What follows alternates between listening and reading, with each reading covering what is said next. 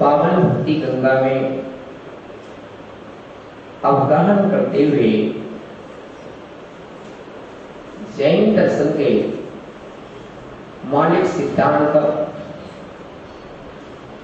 जैन दर्शन की तत्व मीमांसा एवं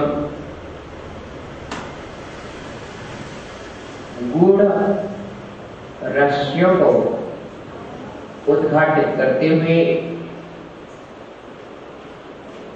चेतना की समृद्धि, आत्मा के स्वातंत्र्य को दृढ़ता से पहचानते हुए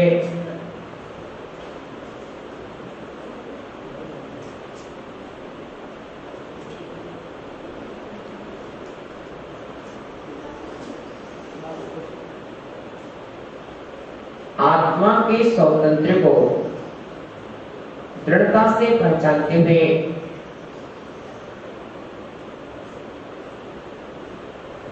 द्रव्य की द्रव्यता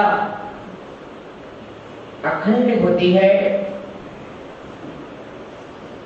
एक द्रव्य में अनंत गुण होते हैं, एक गुण की अनंत पर्याय होती हैं।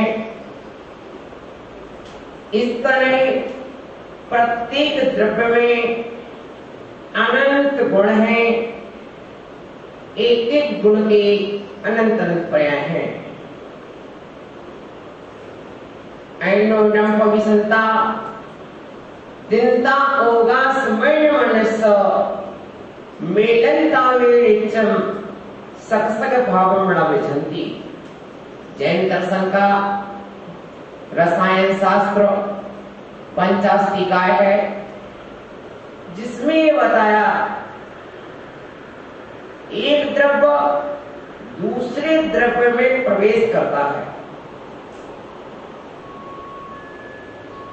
कैंडोनम विसंता दिनता ओगास, एक द्रव्य दूसरे द्रव्य को ठहरने का अवकाश देता है। मेलनता भी, और हमेशा एक द्रव्य दूसरे द्रव्य से मिलता भी है, किंतु समस्तक भावम न विचंती, अपने अपने स्वभाव को कोई द्रव्य नहीं छोड़ता। उद्गल द्रव्य शरीर में चेतन आत्मा अनादि से रह रहा है, ना तो पुद्गल ने अपना स्वभाव छोड़ा है, ना आत्मा ने अपना स्वभाव छोड़ा है। अपना स्वभाव कौन छोड़ता है? स्वभाव छूटता कब है? जो छूट जाए वो स्वभाव नहीं, जो छूट जाए वो स्वभाव नहीं। ध्यान में आया? जो छूट जाए वो स्वभाव नहीं, स्वभाव छूटे ना।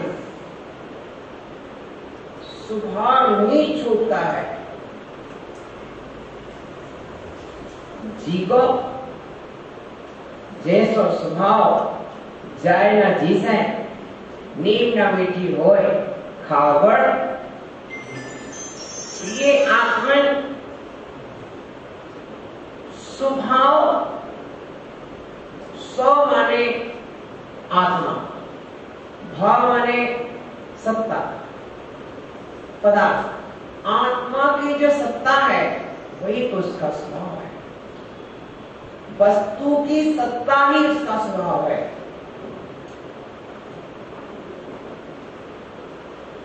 आशीष, मेरी विकल्पों के सुनना।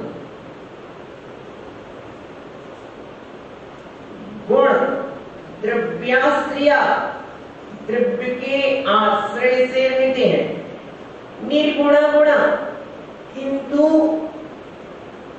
स्वयं निर्गुण होते हैं। गुण निर्गुण होते हैं, गुणों का कोई गुण नहीं होता है। गुण द्रव्य के आश्रय से होते हैं, गुण द्रव्य के आश्रय से होते हैं, किंतु गुणों का कोई गुण नहीं होता है। एक दीवार है, दीवार सफेद है,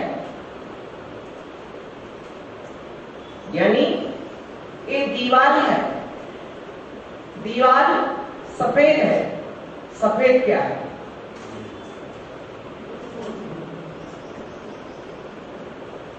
बस कोई उत्तर नहीं। निर्गुण, दीवार उद्गल, उद्गल का गुण सफेद हो गया। अब सफेद का गुण क्या है? उसकी कोई डेफिनेशन नहीं है, वह निर्गुण है। उसने संपूर्ण अस्तित्व द्रव्य को समर्पित कर दिया है, अपना संपूर्ण मताधिकार द्रव्य को समर्पित कर दिया है। अब मेरा कुछ भी नहीं है। जैसे गुण द्रव्य के आश्रय सदा रहते हैं। अग्नि में उष्णता गुण है, जल में शीतलता गुण है, आत्मा में ज्ञान गुण है। कभी भी दब्बे विजडम पज्जम रथी, पज्जे विजडम दब्बम रथी, पर्याय को छोड़कर द्रव्य नहीं होती, द्रव्य को छोड़कर पर्याय नहीं होती, गुणों को छोड़कर द्रव्य नहीं होता, द्रव्य को छोड़कर गुण नहीं होते। प्रिय आत्मन, जैन दर्शन का सबसे महान सिद्धांत है गुण पर्यायवत द्रव्य। संसार में आप जो भी पदार्थ देख रहे हैं वह या तो द्रव्य होगा या गुण होगा या पर्याय होगा। क्या होगा? द्रव्य होगा या गुण होगा या पर्याय होगा। इसके अलावा संसार में कुछ है ही नहीं। इस वर्ल्ड के अंदर जो भी आपको दृश्यमान अदृश्यमान कुछ भी है वह सब तीन के बाहर नहीं है, या तो द्रव्य या गुण या पर्याय। आप जिसे पाना चाहते हैं वह द्रव्य होगा या गुण होगा या पर्याय होगा। आपने जिसे छोड़ा है वह द्रव्य होगा या गुण होगा या पर्याय होगी। प्रिय आत्मन, प्रत्येक वस्तु में अनंत गुण होते हैं। ऐसी कोई वस्तु नहीं है जिसमें अनंत गुण ना पाए जाए। उदकल का एक कंकड़ भी उठा लिया जाए तो उसमें भी अनंत गुण है। चावल के एक दाने में अनंत गुण है। चावल के एक दाने में अनंत गुण है। प्रिय आत्मन, और एक एक गुण की अनंत अनंत पर्याय है। प्रिय आत्मन, उसी तरह मैं जीव द्रव्य हूं। मुझ जीव द्रव्य के अंदर भी अनंत गुण है और एक एक गुण की अनंत अनंत पर्याय है। गुण शक्ति रूप में है या अभिव्यक्ति रूप में है। अभी मैं संसारी जीव हूं, मेरे गुण मुझ में शक्ति रूप है। अनंत सिद्धों के गुण अभिव्यक्ति रूप में है। कैसे है? अभिव्यक्ति प्रकट दशा का नाम अभिव्यक्ति है, अप्रकट दशा का नाम शक्ति है। बीज में वृक्ष है शक्ति, ईंधन में आग है शक्ति रूप, तिल में तेल है शक्ति रूप, पाषाण में प्रतिमा है शक्ति रूप। लेकिन जो प्रतिमा है अभिव्यक्ति रूप, तेल अभिव्यक्ति रूप, घी अभिव्यक्ति रूप, आग अभिव्यक्ति रूप। बस यही जानना है मुझ में और मेरे देव में क्या अंतर है। मुझ में मेरे ईश्वर में क्या अंतर है।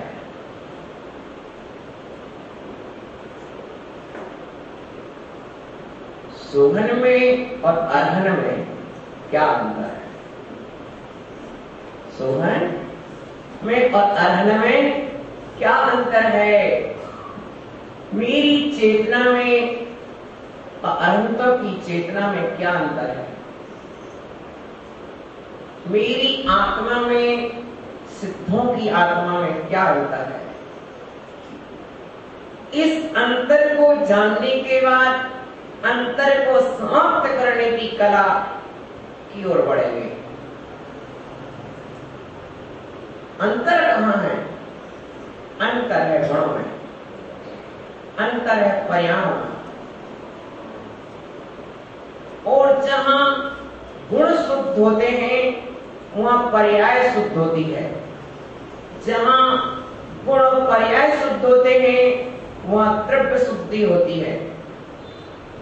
द्रव्य की शुद्धि गुण और पर्यायों की शुद्धि पर निर्भर होती है। गुणों की शुद्धि द्रव्य और पर्याय की शुद्धि पर निर्भर होती है। पर्याय की शुद्धि गुण और द्रव्य की शुद्धि पर निर्भर होती है। आज का विषय रसायन से पूरा जुड़ा हुआ है। द्रव्य शुद्ध होगा तो नियम से गुण और पर्याय शुद्ध होगी। गुण शुद्ध होगा तो द्रव्य भी शुद्ध होगा और पर्याय भी शुद्ध होगी। पर्याय शुद्ध होगी तो गुण और द्रव्य भी शुद्ध होगा। इन तीनों का ऐसा समावेश है कि जैसे एक तार है, इस तार का इस छोर से इस छोर तक करंट प्रवाहमान है, तो वह करंट सर्वत्र है, वह करंट सर्वत्र है। उसी तरह से द्रव्य गुण पर्याय में शुद्धता सर्वत्र होती है और अशुद्धि होती तो सर्वत्र होती है।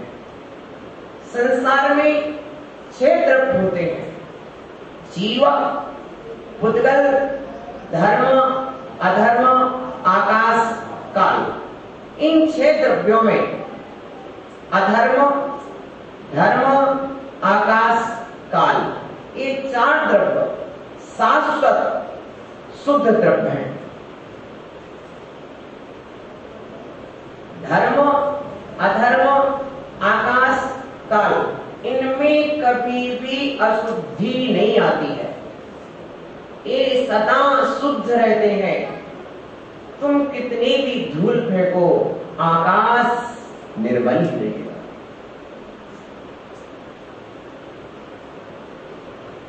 इस आकाश में कुछ भी होता रहे, आकाश शुद्ध है।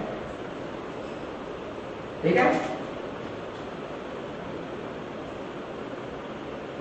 अब हम चले, 2 द्रव्य शुद्ध भी होते हैं, अशुद्ध भी होते हैं। वे कौन से हैं? जीव और पुद्गल। हम ये जानते हैं कि पुद्गल द्रव्य स्कंद रूप में जब होता है तो अशुद्ध होता है, अणुरूप में जब होता है तो शुद्ध होता है। स्कंद यानी तो कई परमाणुओं से मिलकर के जो संरचना हुई है वो स्कंद कहलाती है।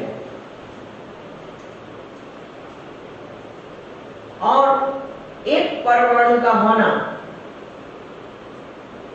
पुद्गल द्रव्य की इकाई परमाणु, परमाणु का होना ये क्या है? शुद्धता है। जब 2 परमाणु मिल गए अशुद्ध हो गए, 3 परमाणु मिल गए अशुद्ध हो गए, 4 परमाणु मिल गए अशुद्ध हो गए। अशुद्ध का कारण यह है कि यहां पर एक ही परमाणु इकाई रूप से शुद्ध माना गया है और अशुद्ध में कौन से पुद्गल द्रव्य में भी कौन कौन से रस रसायन आकर के मिल गए। एक परमाणु उष्ण गुण का है, दूसरा परमाणु शीत गुण का है, एक परमाणु खट्टे रस का है, दूसरा परमाणु मीठे रस का है, तो ये अशुद्धता हो गई। एक ही जैसे 2 परमाणु मिले तो भी अशुद्धता हो गई, क्योंकि स्वतंत्रता खो चुका है, उसकी स्वतंत्रता एक में है। आत्म द्रव्य अकेला है, स्वतंत्र है। आत्म द्रव्य में यदि दूसरे का विचार भी आ जाए तो परतंत्र हो गया।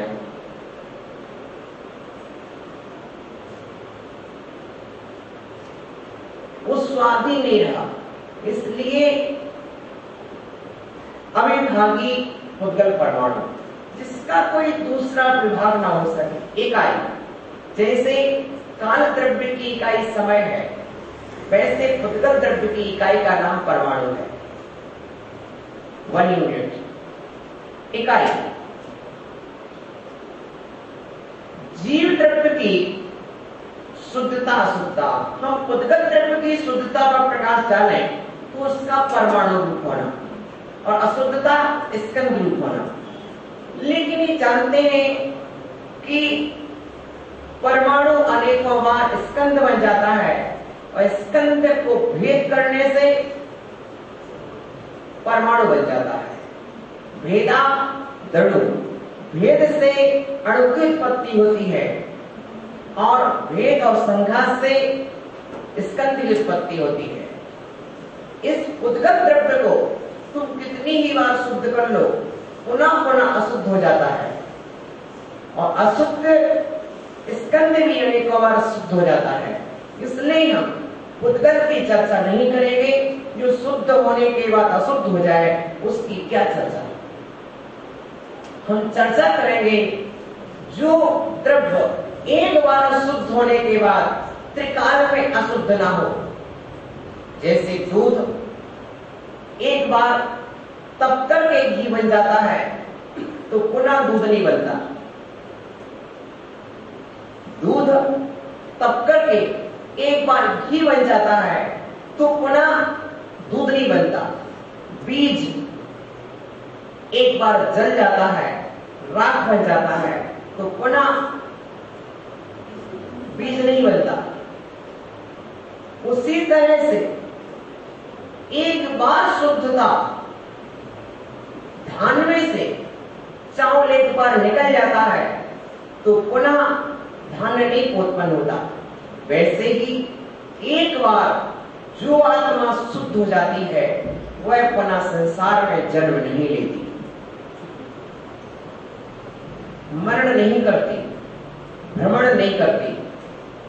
संसार के भ्रमण चक्र से मुक्त होने के लिए हमें अपने गुणों की स्वतंत्रता का बोध अनिवार्य है। मेरे पास अनंत गुण होते हुए पर भी मैं परतंत्र जो बना हूं, ये गुण मुझ में पूर्ण रूप से कब प्रकट होंगे, कैसे प्रकट होंगे? एक ध्यान देने योग्य है, कभी दो द्रव्यों के गुण एक द्रव्य के नहीं होते। कभी एक द्रव्य के गुण दो द्रव्यों में नहीं जाते। एक द्रव्य अपने गुण दूसरे को नहीं देता। पिताजी फतेहचंद जी ने आपके लिए, चारों बेटों के लिए संपत्ति का बंटवारा किया। पिताजी ने 4 बेटों के लिए संपत्ति का बंटवारा किया। पिताजी कहते हैं मैंने बेटे को सब कुछ दे दिया है, किंतु जैन दर्शन कहता है हे पिता, तूने अपनी आत्मा का कौन सा प्रदेश दे दिया? आत्मा के असंख्यात प्रदेश में से एक भी प्रदेश तुमने अपने बेटे को नहीं दिया। अपना क्या दिया? एक बार तुमने आत्मा के अनंत गुणों में से एक भी गुण निकाल के अपने बेटे को नहीं दिया। एक गुण की अनंत पर्यायों में से, सुनता क्या नहीं, एक गुण की अनंत पर्यायों में से एक भी पर्याय अपने बेटे को नहीं दी। अब बोलो क्या दिया? एक है तत्व ज्ञान। ये तत्व ज्ञान आलोक जी समझ में आ जाए कि एक द्रव्य अपना गुण दूसरे द्रव्य को देता ही नहीं है। पिता पुत्र को कुछ देता ही नहीं है, पुत्र पिता से कुछ लेता ही नहीं है, अपना अपने पास रहता है, अपना अपने पास रहता है। अपना हम दे ही नहीं सकते, अपना हम त्याग ही नहीं सकते, दूसरा अपना ले नहीं सकता, क्योंकि वो प्रकृति है कि एक द्रव्य अपने गुणों से भरा हुआ है, उसमें दूसरे के गुण समाने की क्षमता नहीं है। हाँ, अपने ही गुण तुम जितने चाहे प्रकट कर लो, लेकिन दूसरे के नहीं ले सकते। दूसरे का एक भी गुण नहीं ले सकते। अपने ज्ञान को जितना चाहे बढ़ा लो, लेकिन गुरु का ज्ञान तो नहीं ले सकते। ज्ञानी जीवो सुनो, अपने ज्ञान को चाहे जितना चाहे बढ़ा लो, लेकिन गुरु का ज्ञान नहीं ले सकते। गुरु का ज्ञान गुरु के पास ही रहता है, शिष्य का ज्ञान शिष्य का पास रहता है। देने से गुरु का ज्ञान घटता नहीं है, लेने से शिष्य का ज्ञान बढ़ता नहीं है, क्योंकि कोई किसी का ले नहीं सकता है, कोई किसी को दे नहीं सकता है। तुमने अपने भीतर से प्रकट किया है, उस निमित्त को पा करके अपने भीतर में प्रकट किया है। यही तो जैन दर्शन की मूलभूत आधारशिला है। ध्यान देना, नाज्ञो विज्ञत्व वृक्षाति विज्ञो नानत्व वृक्षति निमित्त मात्र मन्यस्तु गति धर्मास्ति का है। ओहो, रेल पटरी पर चल रही है, पटरी रेल को नहीं ले जा रही है। देखने वाला देख रहा है कि रेल पटरी पर चल रही है, यानी जी गुरु उपदेश दे रहे हैं, शिष्य ग्रहण कर रहा है, लेकिन वस्तुतः जिस शिष्य के पास स्वयं का चौसम नहीं है, उसे क्या गुरु दे देंगे? तो गुरु ने यदि देते तो सबको एक समान मिलना चाहिए, किंतु नहीं मिलता। यस्य नास्ति स्वयं प्रज्ञा शास्त्रम तस्य करोति किम। जिसके पास स्वयं की प्रज्ञा नहीं होती, उसे शास्त्र भी क्या करेंगे? लोचनाभ्याम विहीनस्य दर्पण किम करिष्यति। जो नेत्रों से हीनों से दर्पण क्या करेगा? प्रिय आत्मा, ये ध्यान दो, मुझे गुरु के गुण देखना है, मुझे प्रभु के गुण देखना है। प्रभु के गुण प्रभु में रहेंगे, गुरु के गुण गुरु में रहेंगे। मुझे वैसे गुण अपने भीतर जो छुपे पड़े हैं, उन गुणों को जागृत और प्रकट करना। यहाँ लेन देन नहीं चलता, यहाँ व्यापार नहीं चलता, यहाँ लेन देन अपने प्रकट करो, अपना प्रकट करो। महावीर गौतम को कुछ नहीं दे पाए, गौतम ने दर्शन करते ही अपने भीतर ज्ञान को प्रकट किया।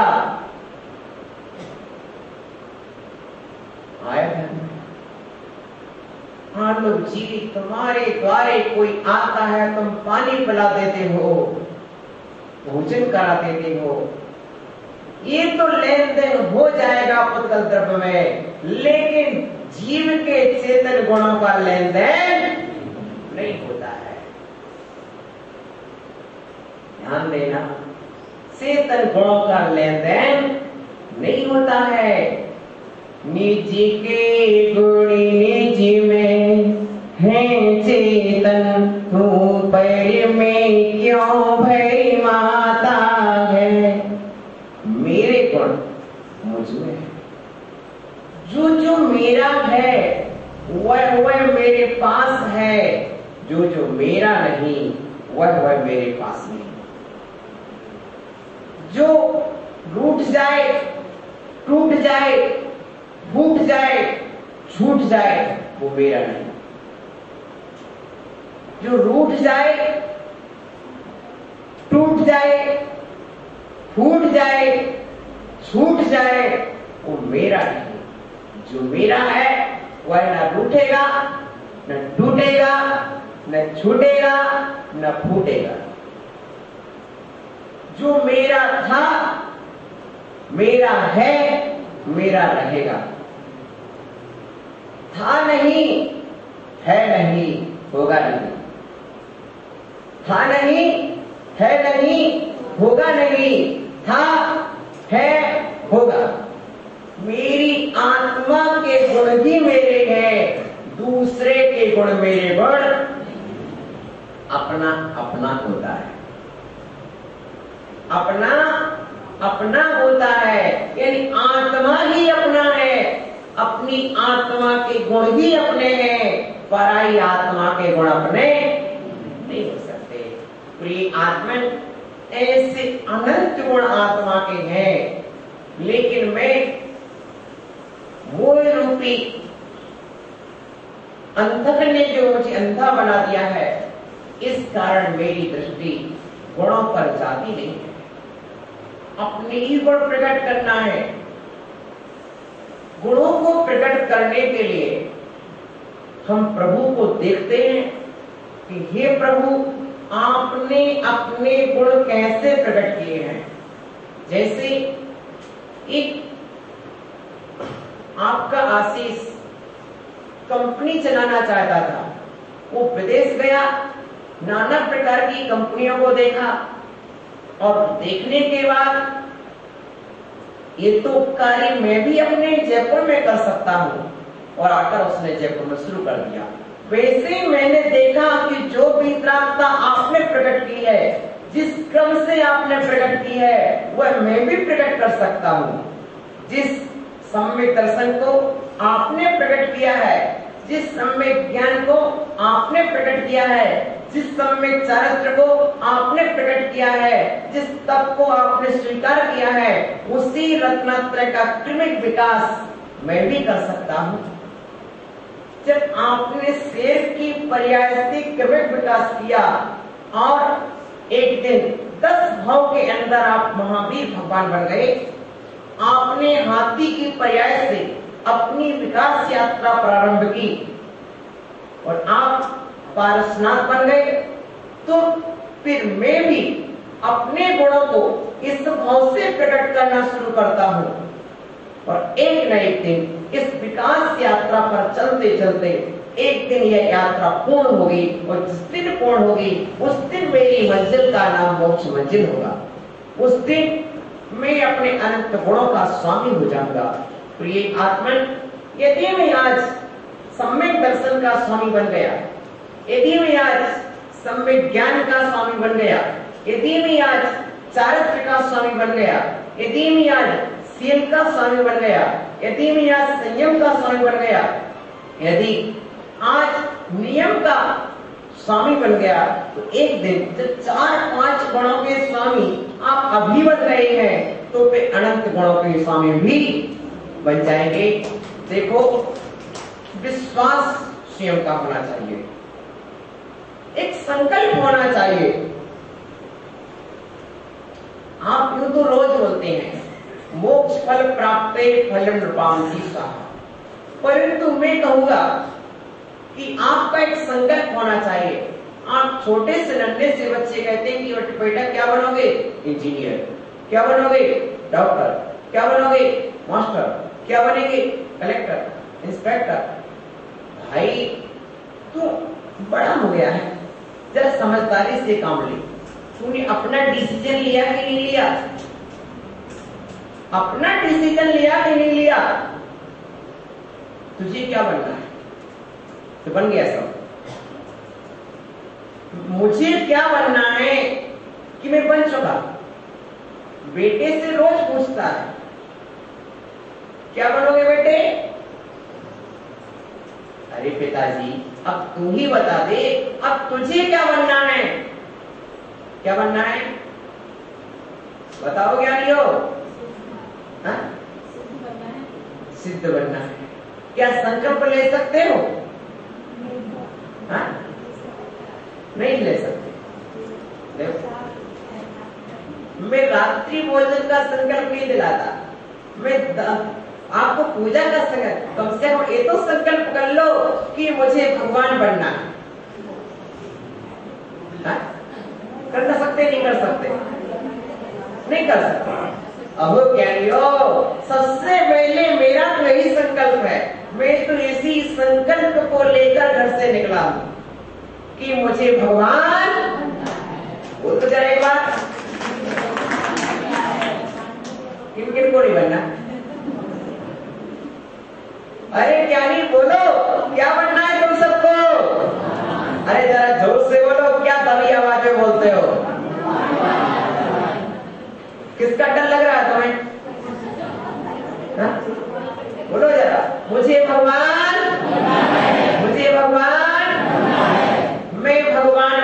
रहूंगा,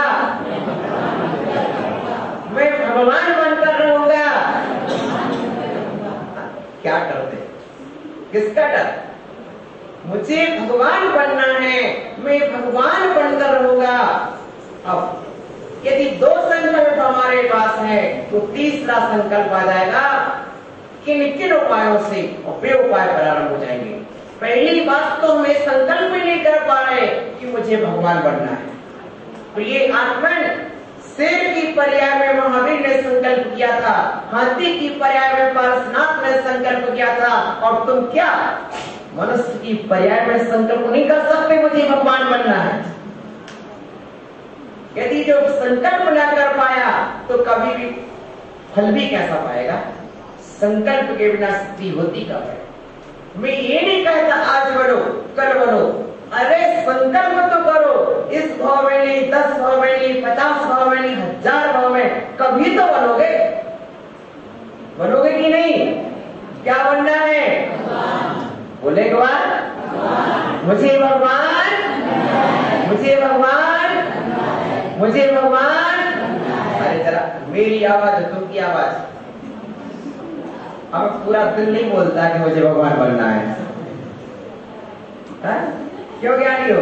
अभी तो दिल और कुछ कहता है कि मुझे ये बनना है, ये बनना है। मुझे भगवान बनना है और मैं भगवान बनकर रहूंगा। जब भगवान बनकर रहूंगा तो भगवान बनने के उपाय क्या है? सबसे पहला उपाय सम्यक दर्शन है, दूसरा उपाय सम्यक ज्ञान है, तीसरा उपाय सम्यक चारित्र है। क्या है? और ये उपाय यहीं से प्रारंभ होते हैं। हम आपको सम्यक ज्ञान में लगाएंगे, ये भगवान बनने का उपाय है। क्या सिखा रहा हूं? भगवान बनने की कला है। तुम सोच रहे मैं भक्तामर सिखा रहा हूं, तुम सोच रहे मैं प्रवचन सिखा रहा हूं, तुम सोच रहे हो कि मुझे महाराज कुछ सिखा पढ़ा रहे हैं। तो ये आत्मन मैं कुछ नहीं सिखाता हूं, कुछ नहीं पढ़ाता हूं, मैं तो तुम्हें भगवान बनने की कला सिखा रहा हूं। ये भगवान बनने की कला है। एक न एक दिन भगवान बनोगे, नियम से बनोगे, क्योंकि आप गुरु के पास आए हैं। जो गुरु के पास आता है वह निकट भक्त होता है। कैसा होता है? गुरु के निकट आने वाला जीव निकट भक्त होता है। मुझे मालूम है ये आलोक आज कुछ नहीं करेगा, कल करेगा, परसों करेगा, गुरु के निकट आ गया है, निकट भक्त जीव है। अरे ज्ञानी, तुम आज मना रहे हो, कल तुम मना भी करोगे तो मानेगा नहीं, वो करेगा। आया ध्यान में? ये दिनेश को महाराज कहते पूजा करो, चिंता न करो, भव्यता प्रकट कर दो उसके अंदर, उसके अंदर ऐसे भाव प्रकट कर दो। जब उसे भगवान बनने का संकल्प भी उसने ले लिया है तो एक न एक दिन वो कार्य करेगा ही करेगा। निकट भव्य जीव है, निकट भव्य जीव है महाराज। भगवान कल किसने देखा? महाराज श्री भगवान कल किसने देखा? देखो, ये आत्मा के संस्कार एक पर्याय के लिए नहीं है, एक अनंत पर्याय तक साथ जाने वाले हैं। आज का प्रवचन आज के लिए नहीं है, अनंत भाव तक साथ जाते हैं। प्रिय आत्मन देश न लब्धि नरकों में तक सम्य दर्शन पैदा करा देती है। मुझे तो अपने प्रवचन पर विश्वास है, यदि मेरा प्रवचन जिसने भी श्रद्धा से सुना है वह नरक भी पहुंच जाएगा तो भी वहां पर सम्य दर्शन पालेगा। यदि किसी ने पहले नरकायु भी बांध ली हो और बाद में भी मेरा प्रवचन सुन ले, तब भी वहां सम्यक दर्शन को पा जाएगा, तो नरक में भी सुखी रहेगा। सुन रहे ध्यान से? यदि किसी ने प्रवचन सुनने के पहले नरकायु बांध ली, नहीं सुन पाया कभी, और बाद में आके प्रवचन सुना है, तो भी मुझे विश्वास है कि मेरा प्रवचन उस जीव के लिए नरक में भी सुख देगा। त्रिज गति में भी सुख देगा, मनुष्य गति में तो सुख दे ही रहा है, देव गति में भी सुख देगा। सुख ही नहीं देगा, सम्यक दर्शन देगा, सम्यक ज्ञान देगा और सम्यक विचार कर देगा। प्रिय आत्मन, ये धर्मश्रवण है। देखो, आत्म गुणों की स्वतंत्रता, तुम्हारे गुण तुम्हारे पास हैं, तुम्हारे गुण कोई छीन नहीं सकता है। कब ये मत कह लेना चोरी हो गई, ये मत कह लेना मेरे बेटे ने मुझसे ले लिया, मेरे पिता ने लिया। नहीं ज्ञानी, तेरा तुझसे कोई नहीं ले सकता, तेरा सब कुछ तेरे पास है। तू निर्धन है ही कब, तू दरिद्र हुआ ही कब है? अपने को पहचाना नहीं, इसलिए दरिद्र है, इसलिए दरिद्र है। प्रिय आत्मन, इस परिवार ने अपराध किया।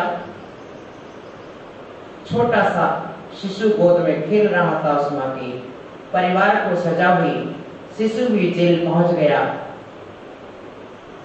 जेल में बड़ा हुआ, एक बार रिश्तेदार आए, बोले बेटे तुझे थोड़ी सजा मिली है, तू चल अपने महल में रहना।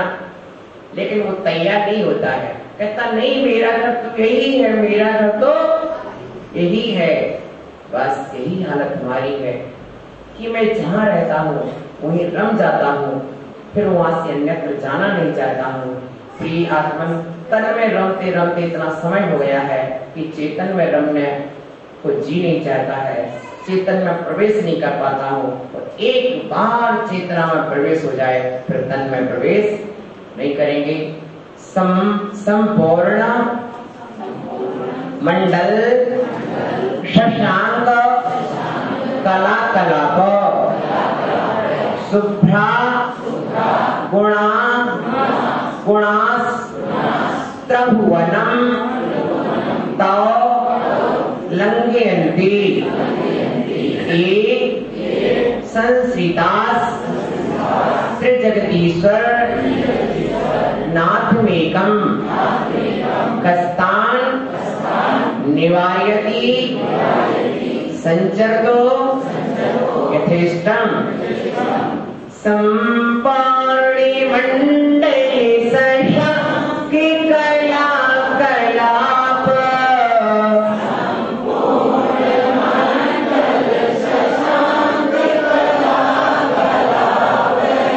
संपूर्णि मंडल शशांकि कला कलाप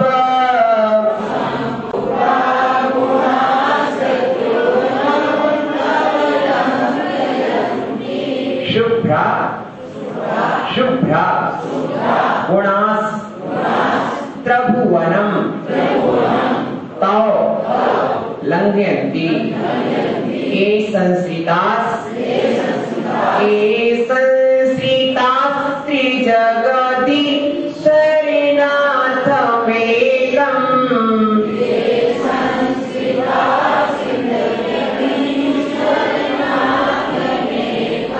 तस्तान् निवारयति संचरितो यथेष्टम्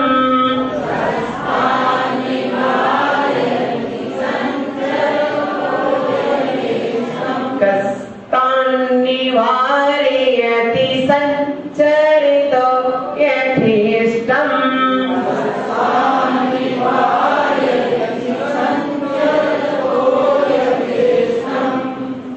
संपूर्ण पूर्ण मंडल बिंब शशांक चंद्रमा कला कला कलाओं के समूह के शुभ्रा स्वच्छ गुणमा गुण समूह त्रिभुवनम तीन लोगों तव लंघयन्ति आपके उल्लंघन करते हैं।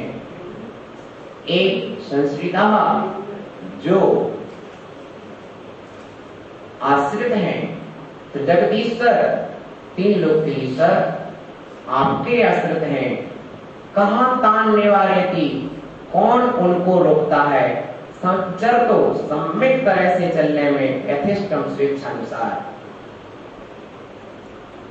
प्रिय आत्मन, यहाँ ये बताया गया है कि प्रभु के गुण की कीर्ति तीनों लोगों में फैल चुकी है। आदा नाणपमाणम नाणम नीपमाणम णेयम लोयालोयम। आत्मा ज्ञान प्रमाण है, ज्ञान ज्ञेय प्रमाण है और ज्ञेय लोकालोक प्रमाण है। देखिए, चंद्रमा आकाश में है, पूर्ण चंद्रमा शरद चांदनी का चंद्रमा आकाश में है, शरद पूर्णिमा का चंद्रमा आकाश में चमक रहा है। उसकी किरणें पृथ्वी पर अपनी चांदनी छिटका रही हैं। उसकी चांदनी को कौन रोकता है? कोई नहीं रोकता। उसी तरह से जिनेंद्र देव आपके गुण, कैसे गुण? उज्जवल गुण तीनों लोगों की मर्यादा को लांघ रहे हैं। यानी आपका ज्ञान में तीनों लोग समझ चुके हैं। यदि 2-4 लोग और भी होते तो वे भी आपके ज्ञान में आ जाते। आया ध्यान में? आत्मा ज्ञान प्रमाण है, ज्ञान ये प्रमाण है और ये लोकालोक प्रमाण है। तो ये आत्मन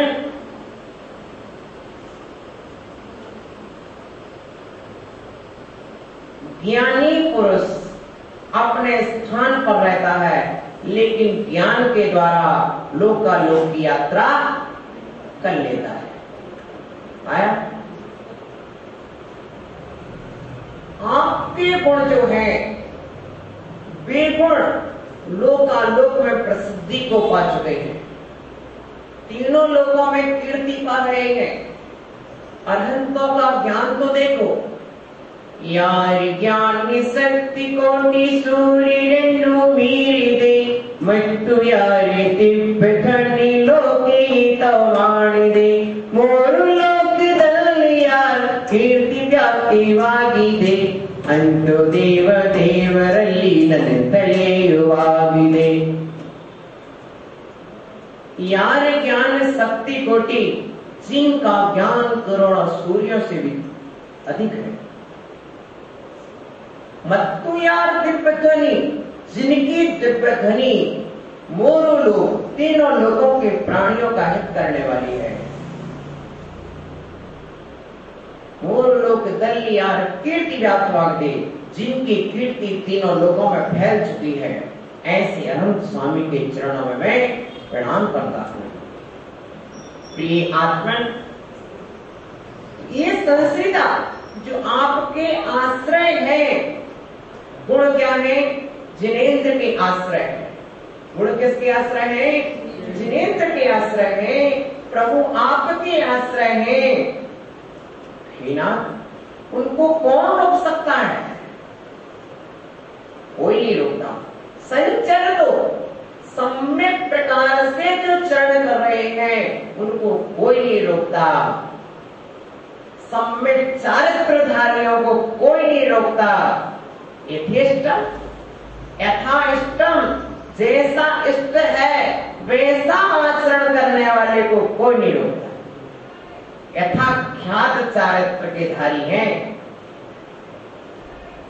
जब यथाख्यात चारित्र पैदा हो गया है तो फिर सम्यक चरित्र, सम्यक प्रकार आचरण होता है। प्रिय आत्मन, रोगा उसको जाता है जिसका सम्यक आचरण नहीं होता है, और जिसका सम्यक आचरण होता है उसे कार्यवायति कौन रोकता है? फिर आपके जो गुण हैं उन गुणों को रोकने वाला कोई नहीं है। प्रिय आत्मन, गुण रोके नहीं जाते, रुकते भी नहीं है, बिना कहे प्रकट हो जाते हैं। सूर्य उगता है तो किससे कहता है मैं उग गया हूं? सूर्य उगता है कब किससे कहता है मैं उग रहा हूं, वह तो जब उग जाता है तो सारा संसार अपने आप जान जाता है कि सूरज उग गया। कहो, सूरज ने आज तक अनाउंस नहीं किया कि मैं उग रहा हूं। सूरज ने आज तक माइक से आवाज नहीं लगाई कि मैं उग रहा हूं। जागो सोहन, कहा क्या? नहीं कहा। सूरज का कार्य है उगना, उगेगा, सारा जग अपने आप जान जाता कि अब सूरज उग गया है। गुण प्रकट नहीं किए जाते हैं, वे तो प्रकट हो ही जाते हैं। कौन रोकता है गुणों को? जहां गुण है, ध्यान देना, सरोवर में कमल खिलते हैं, भौरे पास में आ जाते हैं, और मेंढक क्या बोलते हैं? उसी सरोवर में मेंढक भी है जहां कमल खिला है, और उसी सरोवर में कमल खिले हैं, पर भौरे जंगल से आ जाते हैं। क्यों? क्योंकि भौरों को कमलों का ज्ञान है। भौरों को कमलों के सुगंध गुण का ज्ञान है। जिन्हें गुणों का ज्ञान होता है, वे गुणी पुरुषों के समीप आ जाते हैं, उनकी सन्निधि पा लेते हैं। गुणों को कोई रोकता नहीं है, गुण अपने आप चलते हैं। कीर्ति के कोई पंख नहीं होते हैं, कीर्ति बिना पंखों के उड़ती है। गुणों की कीर्ति बिना पंखों के उड़ती है। पक्षी को पंख चाहिए पड़ते हैं, लेकिन गुणों के लिए कोई पंख नहीं चाहिए है, वे कीर्ति बनकर के लोक में उड़ा करते हैं। प्रिय आत्मन, ये संस्कृता आश्रय किसका लिए है? जिनेंद्र का आश्रय लिए है, तो वे गुण को भी कोई नहीं रोक रहा है। प्रिय आत्मन, यदि तू भी जिनेंद्र का आश्रय ले ले या अपने गुणों का आश्रय ले ले, तो तुझे भी कोई रोकने वाला नहीं है।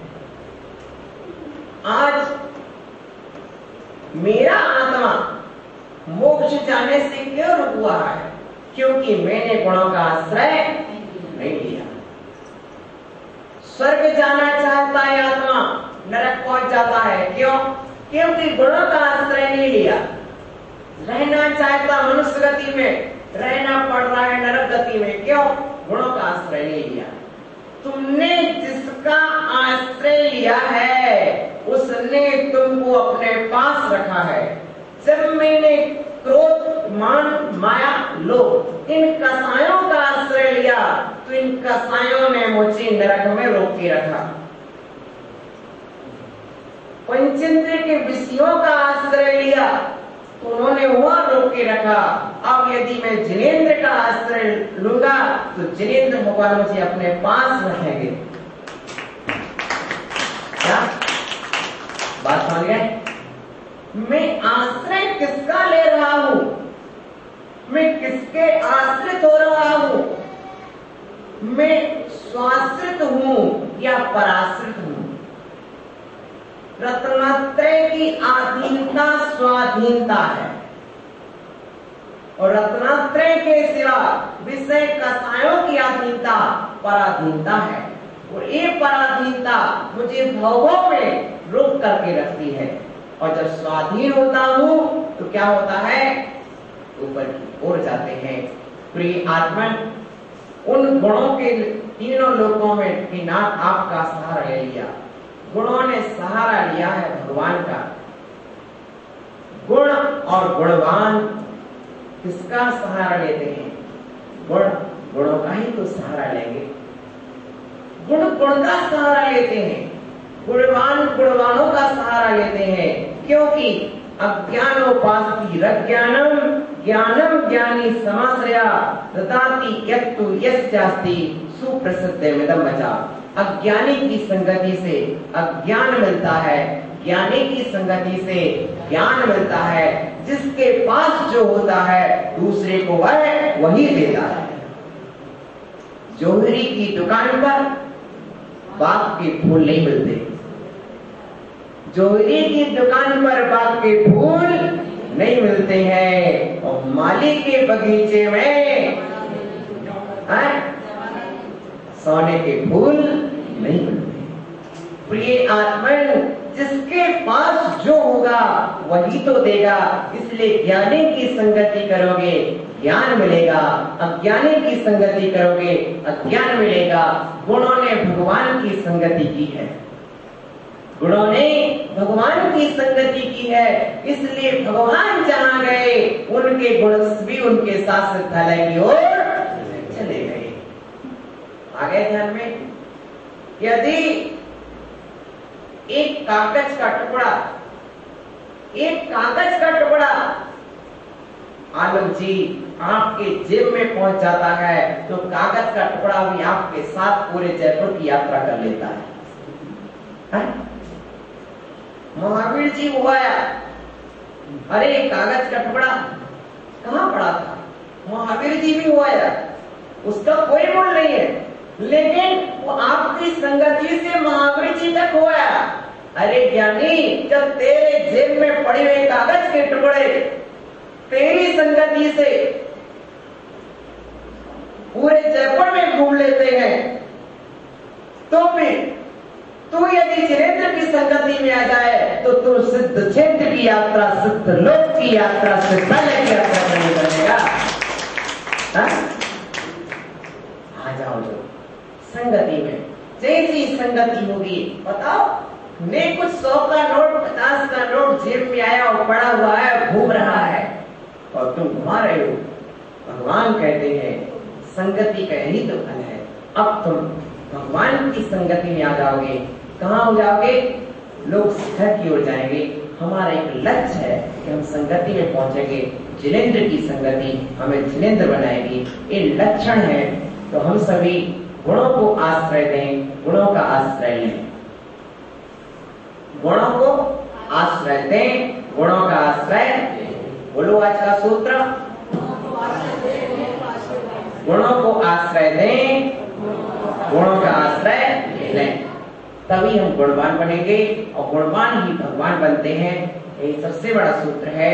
गुणों को आश्रय दें, गुणों का आश्रय, गुणों को आश्रय दें, गुणों का आश्रय ले। गुणवान ही भगवान बनता है, गुणवान ही, गुणों को कोई नहीं रोकता, गुणों को कोई नहीं रोकता कहीं जाने से, गुणों को कोई नहीं रोकता कहीं जाने से। प्रिय आत्मन, मात्र गुण प्रकट करो, आपको सिद्धालय जाने से कोई नहीं रोकेगा। गुणों को कोई नहीं रोकता कहीं जाने से, गुणों को कोई नहीं रोकता कहीं जाने से। आप गुण प्रकट करो तो सिद्धालय जाने से रोकने की क्षमता किसी में नहीं है। ओम नमः। ओम